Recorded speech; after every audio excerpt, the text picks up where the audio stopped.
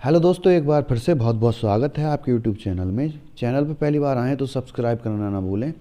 हिंदी की सभी पिछली वीडियो देखने के लिए डिस्क्रिप्शन में लिंक दिए गए हैं, आप वहां पर जाकर देख सकते हैं या आप प्ले लिस्ट में जाकर देख सकते हैं। यहाँ पर फास्ट प्रैक्टिस कराई जा रही है। कृपया आप प्रश्नों को वीडियो को पॉज कर प्रश्नों को ध्यान से पढ़कर उनका उत्तर समझने की कोशिश करें। चलिए जल्दी से जल्दी शुरू करते हैं। आज का प्रश्न नंबर 1, अनेकार्थक शब्द का शाब्दिक अर्थ क्या है?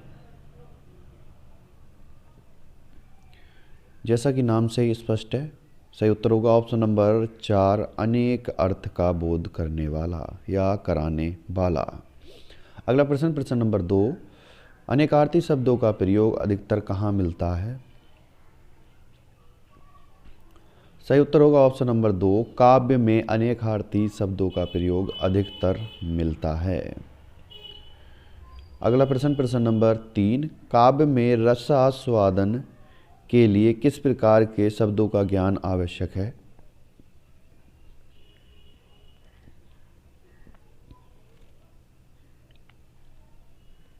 सही उत्तर होगा ऑप्शन नंबर 3, अनेकार्थक शब्दों का ज्ञान। अगला प्रश्न नंबर 4, आतुर शब्द के कोई 2 अर्थ बताइए।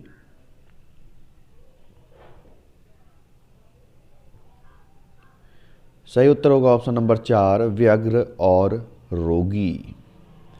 अगला प्रश्न नंबर 5, द्रोणाचार्य, कौवा, दोना, नाव आदि अनेकार्थी शब्द के लिए प्रयुक्त होने वाला कौन सा शब्द है?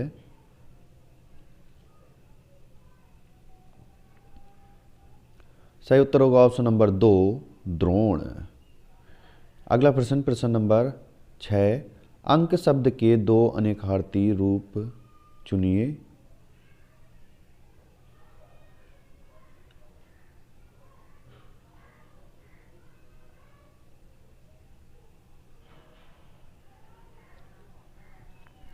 सही उत्तर होगा ऑप्शन नंबर 1, गोद और संख्या। अगला प्रश्न नंबर 7, कनक शब्द के लिए प्रयुक्त होने वाला शब्द कौन सा है?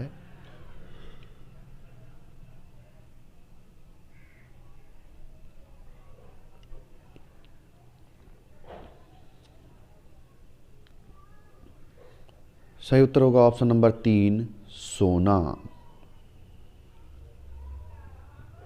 अगला प्रश्न नंबर 8, प्रमत्त और स्वेच्छाचारी शब्द के लिए कौन सा शब्द प्रयोग किया जाता है?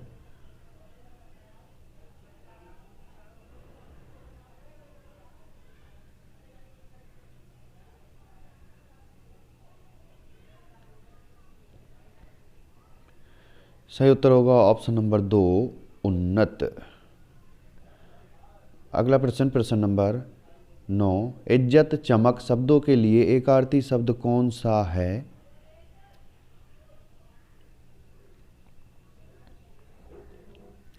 सही उत्तर होगा ऑप्शन नंबर 3, पानी।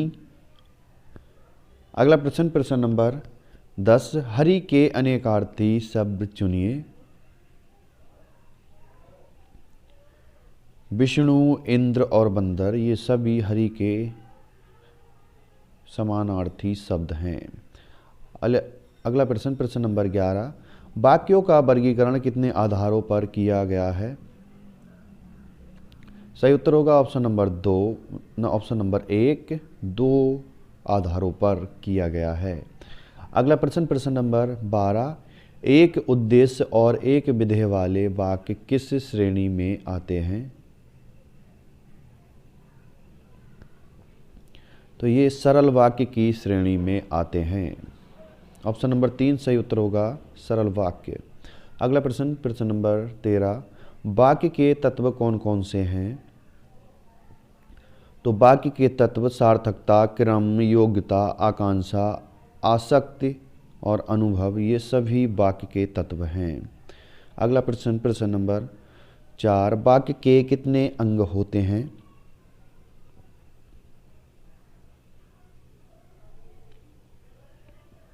वाक्य के 2 अंग होते हैं। Option number 3। अगला प्रश्न नंबर 15, विधेय किसे कहते हैं?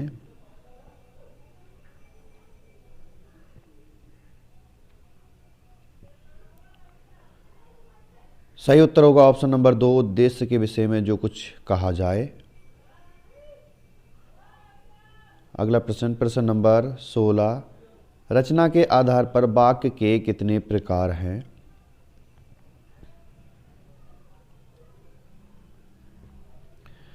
सही उत्तर होगा ऑप्शन नंबर 2, रचना के आधार पर वाक्य के 3 प्रकार हैं। अगला प्रश्न, प्रश्न नंबर 17, अर्थ के आधार पर वाक्य को कितने भागों में बांटा गया है?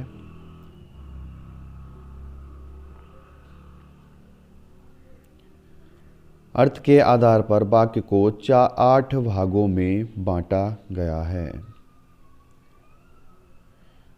अगला प्रश्न, प्रश्न नंबर 18, जिन क्रिया युक्त पदों से आंशिक भाव व्यक्त होता है उन्हें कहते हैं?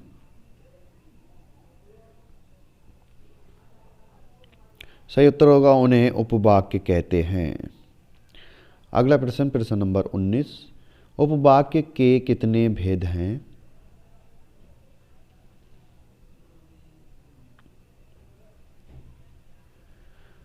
सही उत्तर होगा ऑप्शन नंबर 1, 2। उपवाक्य के 2 भेद होते हैं। अगला प्रश्न, प्रश्न नंबर 20, आश्रित उपवाक्य के भेद का चयन कीजिए।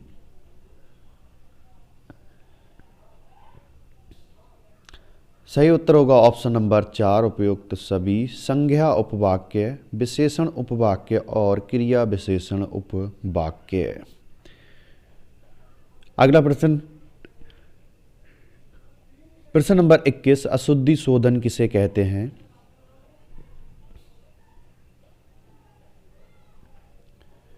सही उत्तर होगा ऑप्शन नंबर 4, 1 और 2 दोनों। भाषा में बरतनी की अशुद्धियों को सुधारना और वाक्य में होने वाली अशुद्धियों को सुधारना अशुद्धि शोधन कहते हैं। अगला प्रश्न, प्रश्न नंबर 22, रचयिता शब्द की शुद्ध वर्तनी कौन सी है?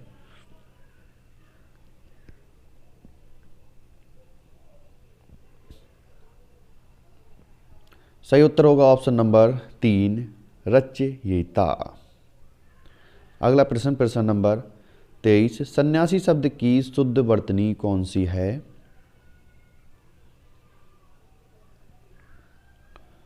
सही उत्तर होगा ऑप्शन नंबर 4, सन्यासी। अगला प्रश्न, प्रश्न नंबर 24, चातक सुबाती की बूंद का प्यासा होता है। सुबाती शब्द की शुद्ध वर्तनी कौन सी है?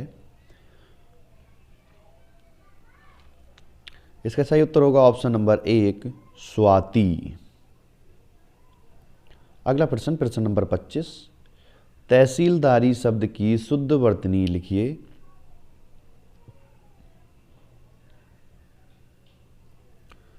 सही उत्तर होगा option number 1, tehsildar. Thanks for watching and subscribe my channel.